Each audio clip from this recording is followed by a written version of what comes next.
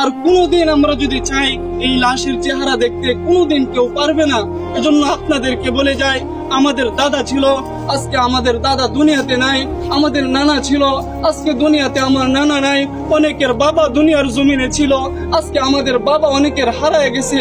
এজন্য আপনাদেরকে আমি এই জানাজা থেকে একটা মেসেজ দিয়ে যেতে চাই। যারা আজকে মনে করতেছেন যে দুনিয়ায় আমার জন্য আসল, এ দুনিয়ায় আমার, আল্লাহ তাআলা বলতেছেন আমাল হায়াতুদ দুনিয়া ইল্লা মাতাউল গুরুর, যে দুনিয়াটা হচ্ছে একটা ধোঁকা, এ দুনিয়ার সব কিছুই ধ্বংস হয়ে যাবে।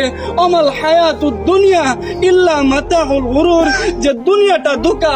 আজকে তোমার স্ত্রী, সন্তান, আত্মীয় স্বজন এরা সবাই ধোঁকা।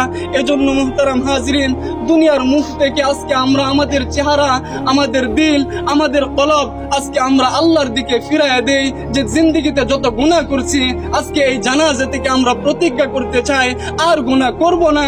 যেই কবরে আমাকে যেতে হবে, সেই কবরে আমাকে একা থাকতে হবে, আর গুনাহ করব না।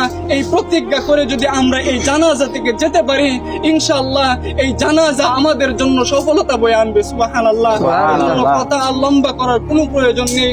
অনেকেই আত্মীয় স্বজন আছে, তারা কথা বলবেন। এই জানাজাই হচ্ছে আমাদের জন্য সবচাইতে বড় সবক, কথা ঠিক না? আল্লাহ তাআলা আমাদেরকে যে কথাগুলো বলছি সকলকে বুঝার তৌফিক দান করুক। সকল বলে আমিন। আসসালামু আলাইকুম।